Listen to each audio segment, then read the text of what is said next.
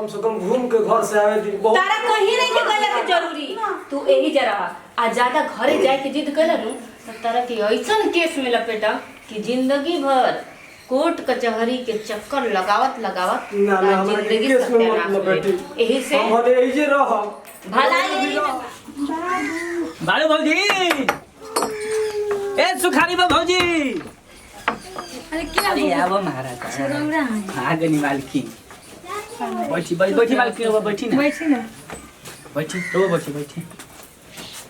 तो यहाँ के मालकिन जी है ये है काम करे के बा अच्छा रौड़े घरे करे के बा हां हमरे घरे करे बा इहे तार मरद हवन हां ये हवन हां ये हवन बहुत तार स्थिति खराब बा ना बहुत का करे मैं दीदी बहुत गरीब के जिंदगी जियत है ने अच्छा ठीक बा कोनो बात नहीं के हमरा घर में नौकर के जरूरी बा ओसे सोचनी है कि तू गरीब बाड़ू तो तहरा से बतिया ली ऐसे तोरो दूगो पैसा हो जाई तो हम 5000 रुपया आ 2 सेट कपड़ा तारा मरद के हर महीने देम आ बीच बीच में तोरो के साड़ी लुगा दे देम हाँ आ एगो मोबाइल फोन हम देम हाँ काहे कि मान के चलो कब कहाँ रहियन तो हमरा जरूरत न बा तो हई धरा मोबाइल फोन लेकिन 5000 में का होई बबुआ ए भौजी अभी रखना धीरे धीरे बढ़ जाई नहीं काम बा अभी अरे और कुछ बढ़ा के कह सुना बतिया अभी तहार मरद हमरा घर के काम के बारे में उनका पता नहीं के 5000 ये महीना में देम अगला महीना में सीधे ओकर डबल कर हां ई बात भइल मालकिन ठीक बात तो ले जाई अरे तू चिंता मत कर तार मरद हमरा घरे जाइन कि तार गरीबी दूर हो जाई बिल्कुल तू ठीक कह याद करबू कि हां मलकिनी हमरा खातिर का कइली आ मालकिन ऊपर से नीचे तक तू तर जाइबू सुनो तरा नो काम हम तू कौन सी ताकत रहो जा ना जा 100 रुपया के बाद के दुमावत रहेलो 100 रुपया ना फरी ये काम ना कर के घर कहा तरी की जाए के चुपचाप 100 रुपया में फरिया तवे आज इतना दिक्कत में तो चले अरे ना से बचिया देखा इज्जत के बात भौजी, बची जल्दी, जल्दी बात विदा को करो। तन करे के पड़ला जा चुपचाप आखिर लेके लेके। जाए दीदी बाबा जाई नो ठीक बा बड़ो आदमी के काम ना रहे जा ये जे घरा कौन काम हमने की करो तारा कोदरा से घर के काम सब पर चले क्या एसी में काम करे के बोझला ऑफिस में चली मालकिन चलो जाओ तू गरा होने करी अब हमर पैसा जब आई और सारा काम करबो ऐस के जिंदगी जिए जाओ मरो चाहे वो राग होने चलो नहीं हम अपन काम करे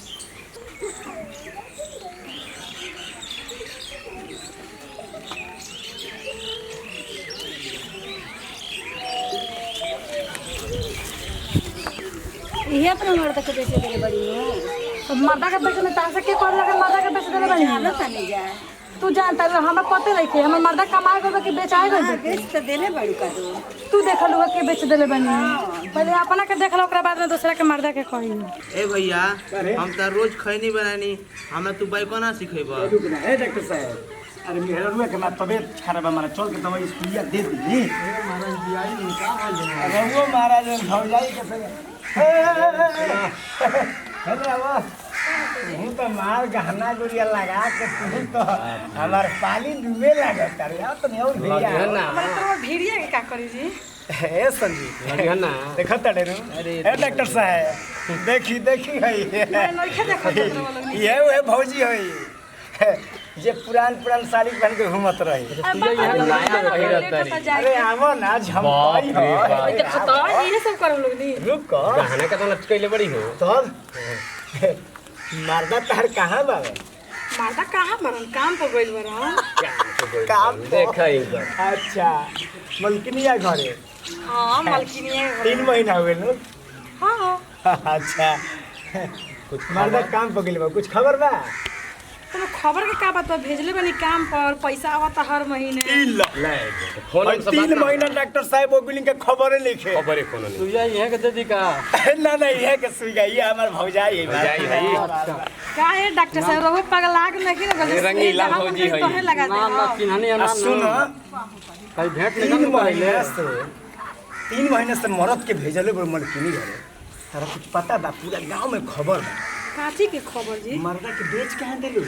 भाई रहो पूरा गांव में हाला कर काम के बेचल ने भीतर भीतर मर्द के बेच के गाना पहना तड़ू ऐसन काहे रवा बोलत नहीं जी हम काम पर भेजले बन के बेचे मर्द के केहू बेचेला पूरा गांव हाला हमनी का अलग से कहत ये हाला बा हां आजकल के लोग के जानत नहीं केहू के खाइल ना हाइल केहू ना देख सकेला पहले गरीब रहनी है तो लोग कहत रहला हम मर्द कमाए ला तब ये काम कैसे विश्वास कर लीजिए घरे भेजल बो हां तो जाके देख लो होकरे भरोसा पर हो जन तेलिया लेके गोरे गोरे मुंहवा बानर लेके लागेला उहे तो बबुआ जी रखवाई नहीं हमार दूध देख के वैसे ना रहल बोलोरो के उहे मलकिनी ओकरा के बोलोरो देले दिया आ बोलोरो से घरी घुमाता ओकर सूद ह घूस ले ले हां तार मरद के बेचवा देले बा नौकरी कर नहीं कि हमरा अभी नहीं के विश्वास हो पूरा गांव में हाला बा विश्वास हो जाई होई लगले होई ओकरा बात पर चल गेली हमर नौकरी ओकरा घर करे ओकर पागल एगो बेटी बिया ओही खेती ओकरा के तारा मरद के किने दिया नौकर बनैले दिया हमारे से बियाह कर देबे अपने बेटी के सब तनी मनी रुपया मिले बियाह में फंसा दलो फंसा दे रुपया से जाता नहीं जाके देखो ओकरा घर में पता लगाओ बड़ बौरही मेहरा रुपया पैसा के चलते कुछ कली हसे खैनिया को बन दे ना रे गाना छोड़ देता है ए ए डॉक्टर साहब चली मारा चली जल्दी कोई दी मारा खाता नहीं देखत नहीं सरकार रोक लगैले बड़ी तंबाकू पे गुटका दार छोड़ देले बानी मारा जब इहो ही कैटेगरी में आवेला खैनी खैला से मन फ्रेश रहेला दिमाग काम करे 80 चुटकी लबे ता आ रगड़ के वीडियो मुंह में डाल दिमाग में फ्रेश है अच्छा मेहरा तो तंते दिसू चली सब भइल का बा अब भइल रोग से चली बताओ अपना से अब हमार बेटी कितना सुंदर लागती है अब हमरा आत्मा पर से बोझ हट गई अब हम मर भी जाए तो हमरा टेंशन ना रही कम से कम हमारे घर के बस तो चली ना तो इतना कुल धन दौलत का हुई के राज होगी बाकी भगवान के घर में देर बा हम देर नहीं घरे ना चली थी हम घूमे बड़ा ढेर दिन भइल घरे जाके का करब रुपया जा तनु घरे तारा मेहरारू के रुपया से काम बा तू एजे रह ए खातिर वो बोले नहीं तो कहले कि हम नौकर बना के रखो तो नौकरे नु बा ठीक है छुइए मत अरे बाबा से तेरे को धोखा करनी है नहीं छुइए मत ई हमार दामाद ह तो वो तो कहनी कि हम नौकर बना के रखो हम नौकर बना के भेज रहे चल चुप पैसा के लालची निच्चर ते अपना मर्द के पैसा खातिर बेच ले बड़े पैसा खातिर तो तोरा जैसन औरत के मर जाए के चाहिए है ऊपर से नीचे तक लदले बड़े कहाँ से हमार देहल हमार की तो बना कर नहीं कि हम शादी करे के लिए ए कुछ ना चुपचाप से निकल जाओ हमरा घर से ऐसे आ दोबारा पलट के देखिए मत ए जीरावा कुछ काहे नहीं की बोला तू तो वही हमरा के बोला ही ना दे आज तो कम से कम बोल ही रहा छोड़ तारा ना गहना गुड़िया रुपया चाहिए नु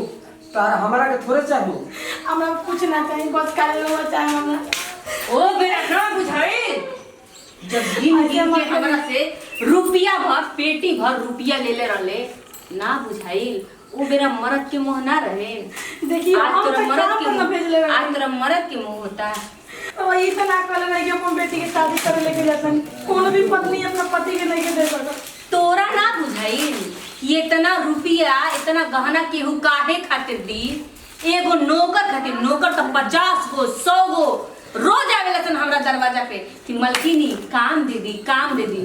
मगर ना गलती हुई हमरा नौकर के ना जरूरी रहे हमरा अपना पागल बेटी खातिर मर्द के जरूरी रहे हमरा ना ना हमारी सुंदर बेटी सुशील बेटी अरे पहले से कैसन शादी रे कैसन शादी तोरा सिंदूर के महत्व तो समझ में आई शादी कहते रे शादी का होला तोरा पता बा देखियो ब्राह्मण से सात फेरा जब होला तो मैं वचन लेहल जाला कि पति जौना भी स्थिति में रही जौनी भी स्थिति में रही जैसे रखी वैसे हम रहे लेकिन तोरा हमरा पूरा कहानी पता बा ते अपना मर्द के वैल्यू देत रहे तोरा सिर्फ रुपया चाहिए तो मिल गलू तोरा रुपया लेकिन ऐसे तो क्यों अब जो कह देनी अब जो अब ये सब ना मनी सुनी ना जो तोर कुछ ना सुने बड़का आईली है अब हमार दामाद कहीं ना जाई इहे घर में रही मर्द चाहिए इनका मर्द हमरा के घरे जाए दी, हमर मेहरारू बहुत रोवत हुई। कैसन घरे कैसन मेहरारू? तहरा मेहरारू के खाली रुपया चाहिए, रुपया। और ओकरा के हम इतना रुपया से भर देले बानी, अगर और ओकरा रुपया चाहिए नु तो ओकर पूरा घर रुपया से हम भर दे। बाकी तू एक जगह कम से कम घूम के घर से आवे दी। बहुत तारा कहीं नहीं के गला के जरूरी, तू यही जरा आ ज्यादा घरे जाए के जिद कैला नु तो तारा के ऐसन केस में लपेटा कि जिंदगी भर कोर्ट कचहरी के चक्कर लगावत लगावत ना ना हमरा के जिंदगी केस में मत सत्यानाश लपेटी। होई। यही से हम यही जे रह भलाई यही में बा। राव लड़की के देखभाल जिंदगी भर कर, हाँ। राव सेवा यही में कर, घर के तार सब सेवा समझदारी। करब, लेकिन केस में हमरा के मत फंसा। गलती से भी अपना मेहरारू के बारे में ही इज्जत मत लिया है, कभी हम ना सोच। भुला जाइए उतार अतीत रहे उतार वर्तमान में। ठीक बा, जा हमारा लड़की के हमेशा ख्याल रखिए। हम आवत नहीं खाए चल।